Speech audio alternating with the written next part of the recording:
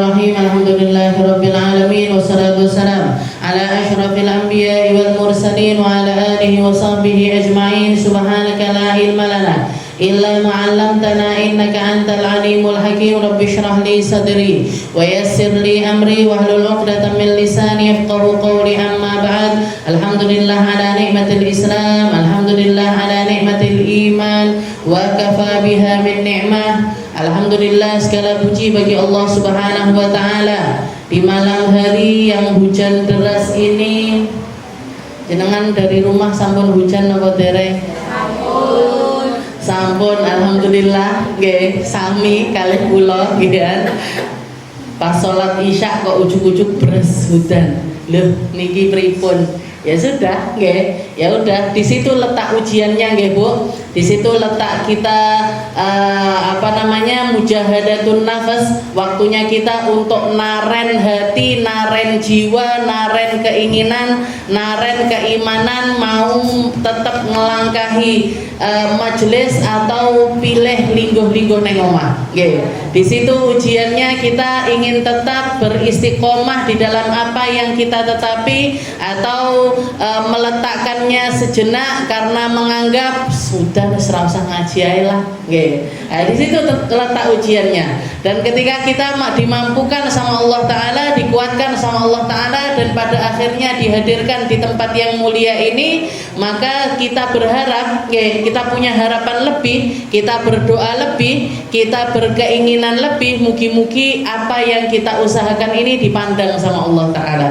Apa yang kita lakukan ini dianggap berpahala sama Allah Ta'ala, diganjar dengan ganjaran setinggi-tingginya, menjadi persaksian bagi kita bahwasanya kita termasuk di dalam golongan orang-orang yang memperjuangkan ilmunya Allah, memperjuangkan apa yang diperjuangkan oleh Nabi kita Nabi Muhammad SAW.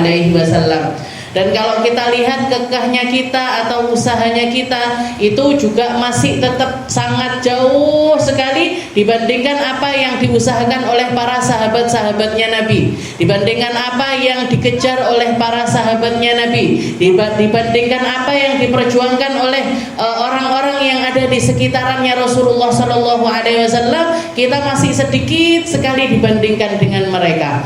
Maka apa yang kita lakukan malam ini, mugi-mugi sama Allah Ta'ala dikasih tali penghubung antara diri kita dengan orang-orang tersebut. Istilahnya yo terok-terok lah, paling enggak itu kita jadi orang-orang yang menirukan apa yang dilakukan oleh mereka, menjadi orang yang berkeinginan dengan keinginan yang sama, dan semoga sama Allah Ta'ala ditempatkan di tempat yang sama. Berkahnya majelis Al-Wasilah, berkahnya majelis yang namanya aja nama Al-Wasilah, penyambung atau penghubung. Awake dhewe ndak duwe apa-apa, nggak punya perjuangan apa-apa, nggak punya ilmu, nggak punya ibadah banyak, nggak punya sedekah yang banyak, nggak memiliki hal-hal yang semacam itu, maka mugi-mugi dengan berkahnya kita bersama-sama ngaji ini tadi dipandang sama Allah Ta'ala sebagai orang yang baik. Dikasih sama Allah Ta'ala hadiah-hadiah terindah di dalam kehidupan kita.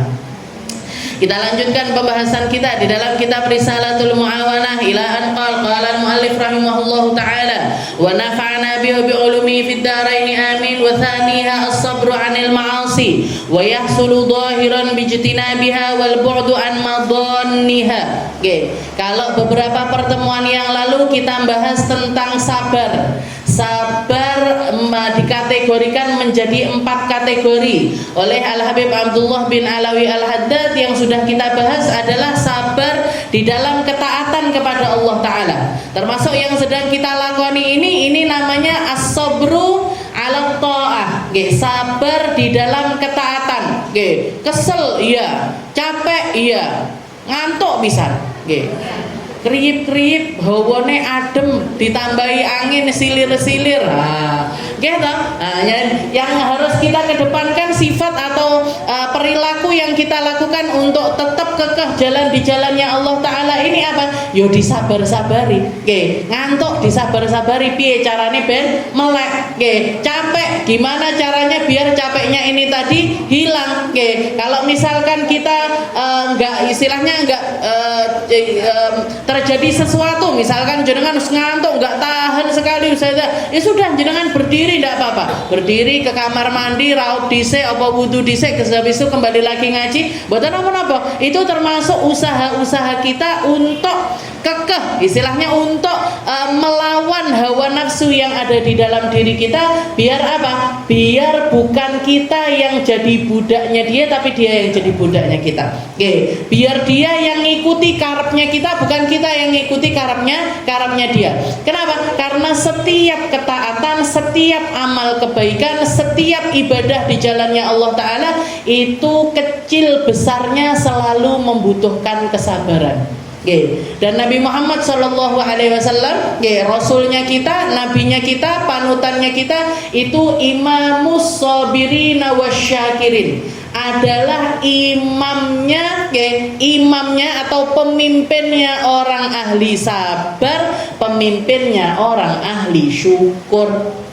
Pemimpinnya orang ahli sabar. Beliau sabar di dalam ketaatan semacam apa? Sholat malamnya enggak karu-karuan, Bu. Bacaan Al-Qur'annya enggak karu-karuan. Baiknya sama orang enggak karu-karuan. Sedekahnya enggak karu-karuan. Maka beliau memilih menjadi orang yang semacam itu, bersabar di atas ketaatan kepada Allah Subhanahu wa taala dengan harapan apa? Dengan harapan mendapatkan pahala-pahala yang banyak. Dan itu terjadi pada diri, istilahnya apa yang diusahakan sama Nabi, tidak mengkhianati hasil yang Allah Ta'ala berikan kepada beliau. Beliau jadi contoh yang terdepan. Piye carane orang ahli bangun malam itu gimana, jadi orang ahli Al-Quran itu gimana, jadi orang ahli ngajar itu gimana. Ngajar, Rasulullah SAW itu sempat loh, Bu, mau nikahkan putrinya di habis isya bermaghrib saya ngaji. Masih taklim kayak gini. Ya jajal lah awake dhewe. Jajal kiai-kiai atau ustad-ustad. Sepubrang kabeh libur sik ngajine. Rasulullah SAW isya mau nikahkan anaknya, maghrib itu masih nalkin orang Al-Qur'an, ngajarin. Ada orang nanya tentang sholat, diajarin sholat. Ada orang nanya tentang puasa, diajarin puasa. Ada orang nanya tentang ibadah ini, itu semuanya diladeni sama Rasulullah SAW. Enggak laki, enggak perempuan, enggak orang tua, enggak anak kecil, semuanya diladeni sama Nabi Muhammad SAW. Jadi taatnya beliau nomor satu. Kalau jenengan mau nyari tahu tentang jalan taat dalam bentuk apapun, kita akan menemukan bahwasanya Nabi Muhammad SAW adalah orang yang nomor satu di dalam hal tersebut. Orang yang nomor satu di dalam perjuangannya, dan orang nomor satu di dalam keikhlasan di dalam perjuangan tersebut. Jadi awake dhewe lek sing diterokne Nabi Muhammad itu nggak akan pernah keliru. Yang kita tirukan adalah Rasulullah SAW, itu nggak akan pernah keliru. Habis itu diikuti sama siapa? Diikuti sama orang-orang setelahnya. Diikuti sama para sahabat, diikuti sama para tabiin, diikuti sama tabiin sampai di zaman sekarang ini. Jadi orang-orang yang kekeh di dalam ketaatannya itu asal muasalnya yo disabar-sabari, dipaksa dhisik awake, dipaksa dulu. Salat berat dipaksa salat, qobliyah ba'diyah berat dipaksa qobliyah ba'diyah, duhaan berat dipaksa duhaan, tahajud berat dipaksa tahajud, maca Al-Qur'an berat dipaksa baca Al-Qur'an.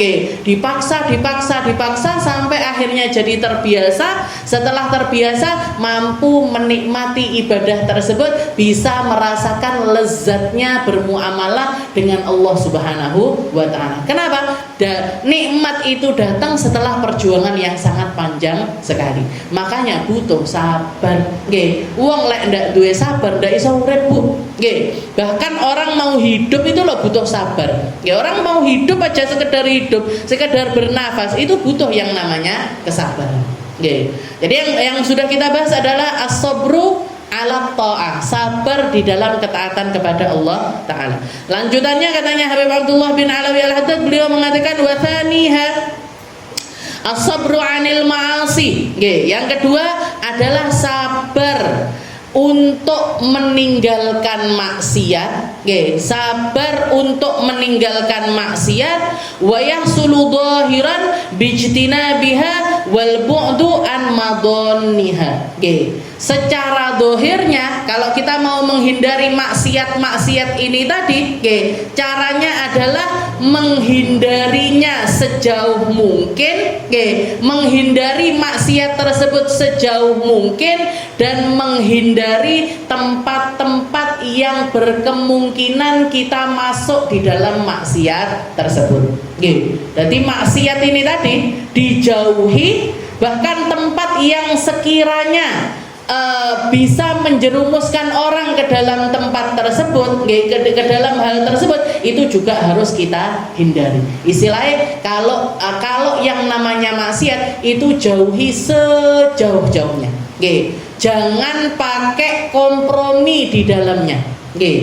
Wi enek warung anyar, itu ada tempat makan baru yang bikin non muslim misalkan, yang bikin non muslim, ndak usah jenengan kendel-kendelan, pokoknya aku milik ngicipi.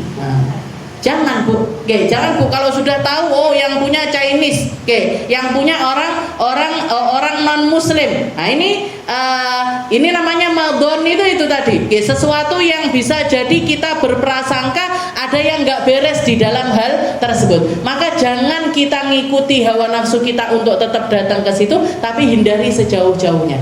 Jadi kalau masalah maksiat itu jauhi mulai dari prasangka aja, kita harus menjauhi hal tersebut. Jangan berani-berani mendatangi sebuah maksiat. Karena maksiat itu asarnya itu besar sekali di dalam kehidupan kita. Bahkan para ulama mengatakan tidak ada satu nikmat ibadah pun, tidak ada satu nikmat ibadah pun yang diberikan oleh Allah Ta'ala kecuali kepada orang-orang yang benar-benar melapaskan dirinya dari berbagai macam maksiat.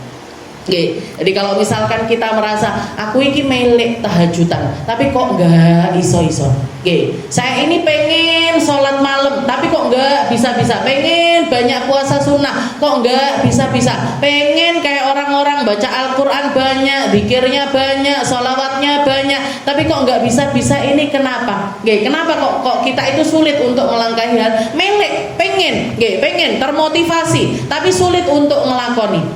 Besar kemungkinan itu karena adanya hijab maksiat. Besar kemungkinan karena masih terhalang dengan berbagai macam kesalahan yang pernah kita lakukan. Ada salah satu ulama yang didatangi oleh salah satu muridnya, nanya seperti itu muridnya, Ustadz atau Kiai, saya ini kenapa ya kok ngibadah nggak iso-iso, pengen jadi orang yang istiqomah di dalam ketaatan itu kok sulit sekali, kenapa? Kata gurunya, beliau mengatakan, bagaimana bisa kamu itu menikmati sebuah ketaatan, bagaimana kamu bisa menikmati ketaatan di malam hari sedangkan siang harimu kamu isi dengan berbagai macam kemaksiatan kepada Allah Subhanahu wa Ta'ala. Pengen akeh moco Al-Quran tapi ngelihat yang jelek-jelek juga banyak. Pengen mulutnya ini berzikir la ilaha illallah 1000, subhanallah 1000, la sholawatan 1000, pengen banyak baca zikir, tapi senengane nyelatu uang, iya, ribah, iya, namimah, iya. Jadi maksiatnya jalan terus, ya enggak dikasih Bu sama Allah Ta'ala. Jadi kalau kita mau membenahi ibadah kita, itu erat hubungannya dengan meninggalkan berbagai macam maksiat. Maksiatnya sik diilahi, dibersihkan dulu. Gimana cara bersihinnya? Tobat Bu. Jadi tobat itu apa? Tobat itu asalnya an-nadmu, menyesali dulu. Ya Allah, aku biar tahu ngene, ya Allah, aku dulu pernah begini, ya Allah, ampuni dosa saya yang ini, ya Allah, di sepuro sing iki, istighfar yang banyak, astagfirullah. Jadi kalau misalkan kita merasa diri kita itu masih banyak sekali kesalahan, zikir yang paling dianjurkan ini ya istighfar. Astagfirullah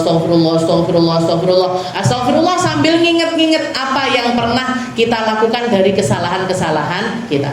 Nanti kalau sudah dibersihin sama Allah Ta'ala, dikasih itu Bu. Oke, kenikmatan ibadah itu akan diberikan oleh Allah Subhanahu wa Ta'ala. Nah, juga para ulama mengatakan sebabnya orang sulit melakukan kebaikan itu, ya, orang sulit melakukan kebaikan itu karena dosa itu kayak utang. Oke, dosa itu semacam hutang. Orang nggak akan bisa dikasih hadiah sama Allah Ta'ala kalau dia masih punya utang. Oke, sama kayak misalkan ada seorang bos misalkan, oke, orang juragan lah, oke, juragan opo, misalkan kayak Budina, juragan plafon, oke, punya karyawan 10 misalkan seperti itu, punya karyawan 10, pas waktu bulan apa gitu Budina pengen ngasih bonus, oke, mau ngasih bonusan, kabeh karyawanku tak kei bonus 1.000, oke, ada salah satu karyawannya, oke, sebelum dikasih bonusan ini tadi, dia pernah bulan kemarin ngutang sama Budina 10 juta, oke. Jadi yang lainnya nggak punya utang, yang satu ini punya utang, yang lain dikasih 100, pas nyampe orang itu, wes awakmu ora tak kei bonus, tapi utangmu tak kelongi 100.000. Bener napa mboten niku muamalahnya? Bener, gitu. Jadi orang kalau masih punya utang, orang kalau masih punya tanggungan kepada seseorang atau kepada sesuatu, nggak akan dikasih bonusannya hal tersebut. Begitu juga dengan Allah Ta'ala. Begitu juga dengan Allah Ta'ala. Kamu pengen ngelihat sesuatu yang baik-baik, pengen ada di dalam kenikmatan ibadah yang aku berikan kepada hamba-hamba terkhususku. Tapi kamu tak suruh gini, nggak ngelakoni, tak suruh gini, nggak ngelakoni, tak suruh gini, nggak ngelakoni, suruh menghindari ini, nggak mau, suruh menghindari ini, nggak mau, gimana ini ceritanya? Ya nggak bakalan dikasih Bu. Nggak dikasih nikmat ibadah tersebut. Kenapa? Karena yang namanya dosa itu kayak utang. Dosa itu kayak hutang. Nggak akan diberikan sesuatu yang berlebih kecuali utangnya ini lunas dulu. Jadi ketika kita bermaksiat itu sebenarnya kita utang sama Allah Ta'ala. Utang ya Allah, utang. Maksiat pakai mata, utang di mata. Maksiat pakai tangan, utang di tangan. Maksiat pakai mulut, utang di mulut. Maksiat di perut, utang di perut. Maksiat di kemaluan, naudzubillah, itu juga adalah hutangnya kemaluan. Gak akan dapat nikmatnya ketaatan ketika semua anggota tubuh kita ini masih berhutang kepada Allah Ta'ala. Jadi diresihi dhisik. Caranya bersihin gimana Ustazah? Itu tadi taubat. Taubat kalau hubungannya sama Allah Ta'ala kita sesali, kita bertobat, kita nangis, kita minta maaf. Tapi kalau kepada sesama manusia ya dibayar. Kalau dosanya itu kepada sesama manusia kita bayar. Atau dengan apa yang kita maksiat dengannya kita bayar dengan ketaatan yang sama. Jadi misalkan orang yang banyak maksiat pakai mata, suka melihat yang nggak benar, suka melihat laki-laki yang bukan mahram dan lain sebagainya. Bersihinnya gimana? Bersihinnya banyakin baca Al-Quran. Perbanyak pakai mata ini, pakai untuk baca Al-Quran. Saya sering maksiat pakai mulut, senengane ngapusi, senengane riba, senengane namimah, sukanya nyelatu orang dan lain sebagainya. Ya udah, tobat terus bersihin. Pakai apa? Zikir. Subhanallah berapa 1000 kali, astagfirullah 1000 kali, alhamdulillah 1000 kali. Sering maksiat pakai telinga, diganti sekarang yang didengerin yang baik-baik. Kalau suka makan haram, pernah makan riba, pernah makan yang nggak benar dan lain sebagainya, gimana? Kalau sudah terlanjur masuk ke dalam perut kita, perbanyak puasa. Jadi lek wis kadung mlebu ning jero weteng, berarti kita perbaiki dengan memperbanyak puasa. Tapi kalau masih di dalam harta kita, perbanyak sedekah. Perbanyak sedekah. Sampai seberapa? Sampai jenengan dapat nikmatnya ibadah. Sampai tandanya kalau misalkan dosa-dosa kita itu diampuni sama Allah Ta'ala, itu adalah ketika kebaikan-kebaikan itu mendatangi kita. Digampang nih sholat qobliyah ba'diyah digampangkan, baca Al-Quran digampangkan, bangun malam digampang. Itu pertanda kalau Allah Ta'ala itu membersihkan kita dari berbagai macam dosa tersebut. Nggih. Jadi katanya Habib Abdullah, wa yahsu dhahiran bijtinabiha wal bu'du an madhanniha. Nggih. Jadi kalau masalah maksiat, wa daru dhahiral itsma wa batinah. Nggih, katanya Allah taala, hindari maksiat yang dohir batin. Oke, dohir jenengan hindari semuanya, zina, minum khamr, judi, apa segala macam itu yang nggak benar itu ya secara dohir jenengan hindari, secara keseluruhan yang batin juga dihindari. Oke, dari dohirnya kita hindari sampai ke batinnya juga kita hindari. Wa batinan bitar kita hadutsin nafas biha wa mailuha ilaiha. Jadi secara dohir kita jauhi, maksiat, zina, dijauhinya gimana ya? Jangan deket-deket sama yang bukan mahram sama kita, ditutup auratnya yang benar, ditutup auratnya yang benar. Secara batin gimana caranya kita menghindari maksiat ini tadi? Bitar kita hadutsin nafas wa mailuha ilaiha, dengan menutup pintu pembahasan tentang perkara tersebut. Ojo hindari zina, hindari pelaku zina, hindari pembicaraan tentang zina, hindari minuman keras, hindari orang yang minum minuman keras, hindari pembicaraan tentang minuman keras. Nah itu, jadi dohirnya dihindari secara nyata atau dari maksiat-maksiat tersebut. Batin kita pun, hati kita pun itu juga sebaiknya menghindari dari perkara-perkara yang semacam itu. Kenapa? Karena kadang-kadang maksiat itu, maksiat yang ada di dalam hati kita itu sedikit banyak akan menjerumuskan kita kepada maksiat yang sama. Kepada maksiat yang sama, seperti yang dikatakan sama Nabi Muhammad SAW, orang kalau meremehkan para pelaku maksiat, orang yang meremehkan pelaku maksiat, apalagi sampai keluar kata-kata di dalam merendahkan orang-orang tersebut, dia akan dicoba sama Allah Ta'ala dengan maksiat yang sama. Nah ini kalau misalkan kita ngomongin orang, misalkan ada orang berzina misalkan, kita ikut-ikutan ngomongin orang tersebut, akhirnya keluar kata-kata dari mulut kita yang merendahkan orang tersebut, itu berpotensi membuat kita menjadi orang yang melakukan maksiat yang sama. Na'udzubillahi min dzalik. Karena meremehkan pelaku maksiat itu juga maksiat. Ngeremehin orang yang melakukan dosa itu juga dosa. Ketika di zaman Nabi ada seorang laki-laki, para pelaku muskirin, orang-orang yang minum khamr, orang yang mabuk-mabukan, itu Rasulullah nyuruh para sahabat yang lainnya, ayo digebuki ya wong iki, digebuki aja orang ini. Ada yang bawa sandal, gepuk pakai sandal. Ada yang bawa baju, gepuk pakai baju. Ada yang bawa kayu, digepuk pakai kayu. Nah, setelah selesai gepuk-gepukannya itu tadi, ada satu orang yang ngeremehin, wong iki wis digepuk, minum ngombe neh, digepuk neh, ngombe neh, digepuk. Istilahnya dia ngomong sambil meremehkan orang-orang tersebut. Maka Nabi Muhammad mengatakan, jangan kamu jadi orang yang ngewangi setan untuk melakukan maksiat yang semacam ini. Kenapa maksudnya Nabi? Merendahkan orang yang melakukan maksiat itu juga termasuk maksiat. Jadi kalau misalkan sudah dihukum dengan hukumannya, ya sudah. Ya kalau sudah dihukum dengan hukumannya, jangan direndahkan lagi, jangan dicemooh lagi, jangan dianggap sebagai orang yang nggak punya nilai di dalam masyarakat.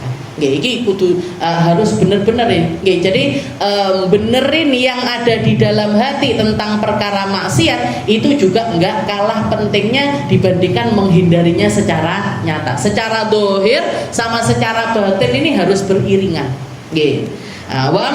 Wa batinan bitar kita hadutsin nafas biha wa mailuha ilaiha lianna awwaludz dzanbi khatrah. Katanya Habib Abdullah bin Alawi Al-Haddad, dan ketahuilah sesungguhnya kesalahan pertama atau dosa yang dilakukan pertama kali itu sangat-sangat berbahaya. Dosa yang dilakukan pertama kali itu bahaya sekali.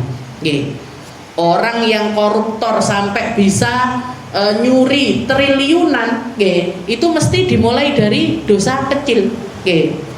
jiko pulpene koncone pas sekolah, setipe koncone. Dimulai dari sesuatu yang kecil. Orang bisa terjerumus di dalam melihat kecanduan pornografi misalkan, atau kecanduan melihat hal-hal yang nggak benar. Itu awal pertamanya itu titik rawan awal. Itu titik bahaya yang pertama dari sebuah kemaksiatan. Jajal maksiat pertama itu bahaya sekali. Nyoba maksiat pertama kali itu sesuatu yang sangat berbahaya sekali. Makanya tugasnya orang tua di dalam pendidikan anaknya itu adalah, termasuk diantaranya adalah menjaga mereka dari segala macam bentuk maksiat. Nanti kok ketok bocahe ngapusi pertama kali jenengan ajar mboten napa-napa. Maksudnya difahamkan biar mereka ini benar-benar takut kalau bohong itu nggak boleh, mencuri sekecil apapun itu nggak boleh, ngelokne koncone nggak oleh, ngomong kotor nggak boleh. Kenapa? Karena dosa pertama kali itu sangat berbahaya sekali. Wa amma tadzakkuru dzunub as-salifah fa in kana yahsul bihi khauf aw nadam fa huwa hasan wa illa fatarkuhu ahsan. Dan katanya beliau, kalau orang sudah melakukan dosa, setelah itu dia mengingat-ingat tentang dosanya, kalau ketika dia nginget dosa ini tadi yang datang adalah sebuah penyesalan, maka itu adalah sebuah kebaikan. Berarti apa? Berarti dia adalah at-taib minadz dzanbi. Dia orang yang menyesali perbuatannya. Jadi semua dari kita nggak ada yang luput dari dosa. Mesti tahu dosa, mesti pernah melakukan sebuah kesalahan. Tapi tinggal kita lihat yang datang setelah kita nginget kemaksiatan itu apa? Yang datang setelah kita mengingat dosa itu apa? Kalau yang datang adalah sebuah penyesalan, fahuwa hasan, katanya Habib Abdullah, itu berarti adalah rasa yang baik. Tapi kalau enggak datang itu, kalau kamu tidak merasakan penyesalan di dalam kemaksiatan yang kamu lakukan, berarti itu perasaan yang ada di dalam diri kamu itu adalah sebuah bahaya. Makanya orang semacam kamu yang nggak mampu, yang nggak dimampukan sama Allah Ta'ala untuk menyesali sebuah perbuatan dosa, maka sebaiknya nggak usah berdosa sama sekali. Ojo nglakoni dosa, hindari dosa sejauh-jauhnya. Kenapa? Karena mendingan kita nggak pernah berdosa sama sekali ketimbang jadi orang berdosa. Setelah itu yang datang rasa setelahnya itu kita belum tahu apakah rasa menyesal atau rasa tidak menyesal. Kalau rasa menyesal ini masih lebih baik, tapi kalau nggak menyesal sama sekali, ini akan bawa dampak bahaya di alam akhiratmu nanti. Kenapa? Karena dosa yang nggak disesali itu akan menjerumuskan orang tersebut masuk ke dalam nerakanya Allah Subhanahu wa Ta'ala. Jadi orang yang nggak menyesal tentang dosa itu dari awal, bahkan dari awal, kayak yang minggu lalu juga kalau nggak salah saya cerita, ada laki-laki yang kerentek, kerentek dulu belum berzina, belum melakoni zina, masih pengen berzina, sampai ketika padahal itu dia melakukannya di usia 20-an, pas meninggal dunia usia 60, usia 70 tahun, mau ucap la ilaha illallah nggak bisa, Bu. Setiap kali ditalkin la ilaha illallah Muhammadur Rasulullah, yang keluar ainat thariq dullani ilal hammam. Mana? Ainal hammam majjan. Mana kamar mandi gratisnya mana? Karena dia mau berzina sama seorang perempuan di dalam toilet tersebut. Jadi terus setiap kali ditalkin la ilaha illallah Muhammadur Rasulullah, jadi ngendi. Terus seperti itu. Sampai meninggal dunia, yang keluar dari lisannya tetap kamar mandinya mana. Gak mampu ngucap la ilaha illallah Muhammadur Rasulullah. Kenapa? Sebabnya apa? Gara-gara sebuah dosa zina yang gak kesampaian dan dia tidak menyesali dosa tersebut. Jadi kejadian itu tadi, kejadian di mana dia mau berzina, hampir berzina sama perempuan ini tadi, itu sampai dia meninggal dia nggak nyesel. Setiap kali nginget-nginget kejadian itu guyu malah, bukannya malah nangis. Itu yang menyebabkan dia meninggal dalam keadaan su'ul khotimah. Na'udzubillah min dzalik. Jadi dosa itu asarnya besar sekali. Makanya katanya Habib Abdullah, kalau kamu nginget dosa-dosamu yang lalu, terus yang datang adalah perasaan menyesal, fahuwa hasan, maka itu adalah kebaikan. Wa illa, kalau enggak, kalau kamu enggak nyesel, pilihannya bukan senang dengan dosa tersebut, enggak, pilihannya bukan senang dengan dosa tersebut, tidak, tapi sebaiknya kamu jadi orang yang menghindari segala macam dosa. Ojo wani-wani dosa, ojo wani-wani maksiat. Jangan berani-berani melanggar aturannya Allah Ta'ala. Wa ala hadza sabr tadakkur ma ta'adallahu bi 'alal ma'asi minal iqab ajilan wa ajilan. Terus gimana caranya biar kita menghindari maksiat itu gimana? Jenengan eling-eling apa yang menjadi uqubatullah, apa yang menjadi janjinya Allah Ta'ala di dalam setiap kemaksiatan tersebut. Jadi orang yang nggak mau sholat, Nabi Muhammad cerita katanya nanti orang-orang itu yang mereka itu meninggalkan sholat, nanti kepalanya didatangi sama batu yang besar sekali, dipecahkan kepalanya. Nanti bentuk lagi, dipecahin lagi, bentuk lagi, dipecahin lagi, bentuk lagi, dipecahin lagi. Allah, saya nggak mau jadi orang kayak gitu.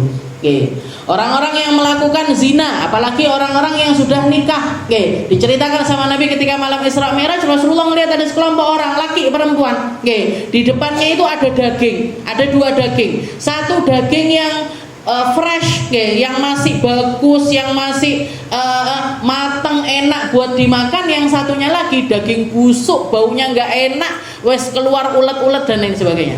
Tapi orang-orang ini justru malah makan yang daging yang busuk ini, malah nggak mau makan yang daging yang bagus ini tadi. Ditanya sama Nabi Muhammad, ya Jibril, man haula, ini orang siapa ya Jibril? Ada daging enak kok malah makan daging yang nggak enak. Katanya Nabi Muhammad, katanya malaikat Jibril, mereka itu wahai Muhammad adalah orang-orang yang sudah punya pasangan halal tapi malah milih selingkuh.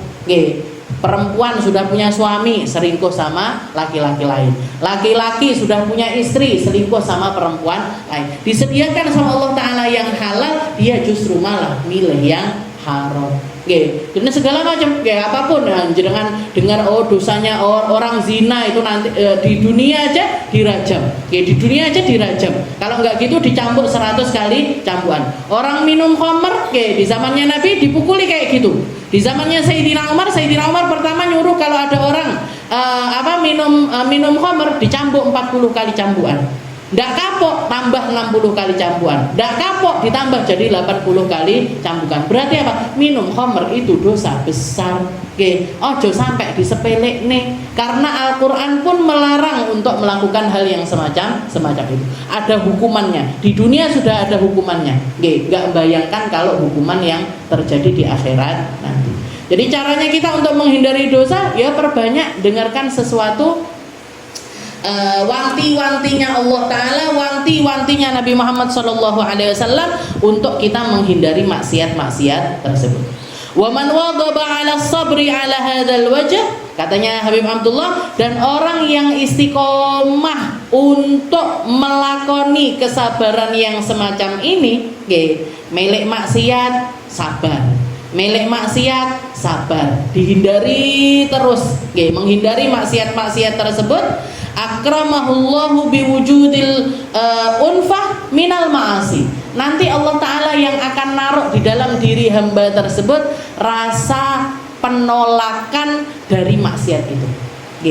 Makanya kalau kita lihat orang-orang baik ini kan, orang-orang yang baik-baik, orang-orang solihin, orang-orang soleh itu kan sangat-sangat menghindari dengan maksiat, sangat-sangat berhati-hati dengan keburukan atau sesuatu yang akan membawa mereka ini terjerumus dari rahmatnya Allah Ta'ala. Kayak kemarin saya ngopeni istilahnya ngawal guru saya, Bu Babak Maryam, Safari Dakwah di Jawa Timur itu, beliau itu wanti-wantinya kalau ngasih hidangan makanan, beliau lebih seneng kalau dihidangkan makanan laut.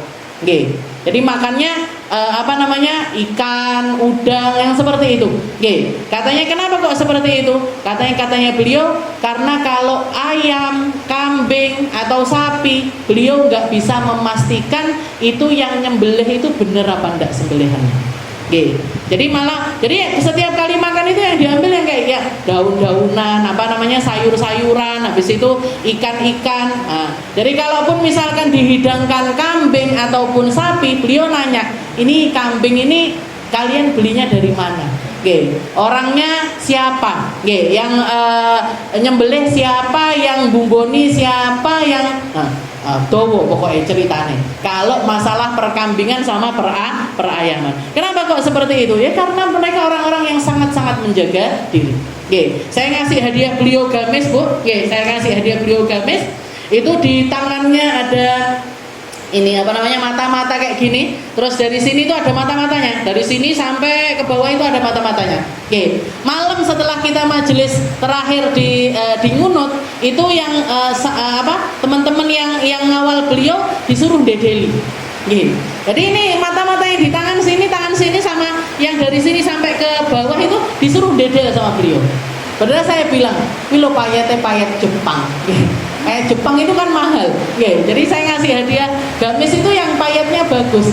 Terus keluar beliau mau berangkat ke Lirboyo itu, Aminah lihat ini udah tak dedel semuanya. Sama bangganya beliau, sudah tak dedel semuanya. Ya gimana? Saya ceramah nyuruh orang-orang biar nggak dandan, biar pakai baju yang polos. Masa saya sendiri pakai? Jadi sekedar ini loh, Bu, bintik kecil-kecil ini beliau nggak mau. Kenapa kok orang-orang yang seperti itu mereka ini yang katanya Habib Abdullah akramahullah biwujudil al-unfah minal ma'asi kullaha, dikasih sama Allah Ta'ala penolakan secara nyata dari segala macam maksiat. Wes ndak melek belas sama maksiat itu sudah nggak pengen sama sekali, menjauhinya sejauh-jauhnya. Kalau nutup aurat, mereka nutup aurat secara sempurna. Kalau mereka pokoknya ngelakoni amal-amal kebaikan itu semuanya istilahnya dilakoni sampai sempurna. Karena apa? Lisobrihi alal muwadhabah bitarkil ma'asi, karena istiqomahnya mereka di dalam menghindari segala macam maksiat. Sesuatu yang kita nggak mau terus-terusan kita nggak mau, akhirnya nggak datang lagi ke kita, Bu. Sesuatu yang kita tolak, akhirnya nggak datang lagi ke kita. Kayak perkataannya Imam Ali, Sayyidina Ali mengatakan, ya dunya talaqtuki salasan, wahai dunia gurri ghairi. Kalau kamu mau goda selain aku, karena aku sudah nalak kamu 3 kali. Ojo marani aku neh. Jadi dosa itu kayak gitu. Zina misalkan, atau misalkan jenengan misalkan kita punya masalah di dalam lisan kita. Senengane ghibah, sukanya ghibah. Setelah itu setiap kali mau ghibah ditolak. Astagfirullah. Terus seperti itu. Gimana? Ghibahnya nggak datang lagi ke kita. Kita pengen menghindari bohong misalkan, pengen menghindari bohong. Setiap kali kerentek mau bohong, Astagfirullah, dihindari, nggak datang lagi. Semua maksiat itu seperti itu. Khomer, ditolak, nggak datang.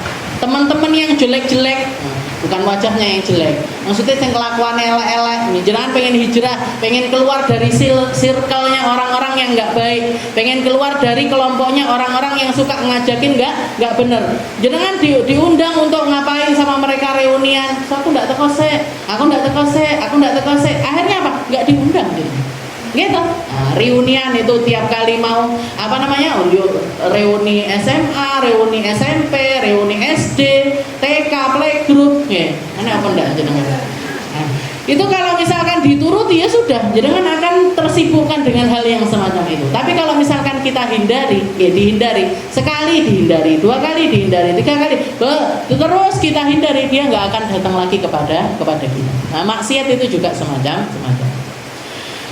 Jadi biwujudil unfah minal ma'asi kullah hatta yasir dukhulan nar ahwan alaihi min irtikabi adnaha.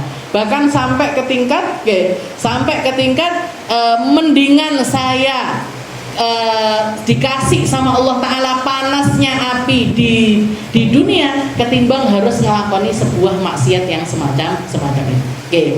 Lebih nggak pengen terbakar di akhiratnya Allah Ta'ala, istilahnya perbandingannya bahkan dosa terkecil sekalipun dia pengen menghindarinya sejauh-jauhnya. Oke, mendingan kena api di dunia, mendingan luka badannya sekarang, mendingan sakitnya sekarang. Oke, mendingan saya itu mendapati nggak enak itu sekarang ketimbang harus mendapati nggak enak di akhiratnya Allah Subhanahu wa Ta'ala. Kayak saudara-saudara kita yang ada di Palestina. Oke, mereka lebih milih lapar, mereka lebih milih untuk terasing, mereka lebih milih rumahnya dihancurkan, mereka lebih milih semua hal dirampas dari dirinya, orang tuanya, anaknya, adiknya, keluarganya, semuanya diambil. Oke, ketimbang apa? Ketimbang menggadaikan iman yang ada di dalam hati mereka. Ini tanahku, ini negeriku, gak bisa dijajah. Kamu bisa mengambil semuanya, tapi tidak dengan hatiku sebagai hamba yang beriman kepada Allah Subhanahu wa Ta'ala. Ini orang-orang ahli iman. Jadi mereka lebih memilih untuk soro-soro di dunia ketimbang soro di akhirat nanti. Karena segala bentuk maksiat sekecil apapun itu akan sangat-sangat membahayakan akhirat kita. Wasalithuha sabru 'alal makarih wa hiya nau'an. Yang ketiga adalah sabar dari segala sesuatu yang enggak enak, dan itu ada dua macamnya. Insyaallah kita lanjutkan di pertemuan yang selanjutnya.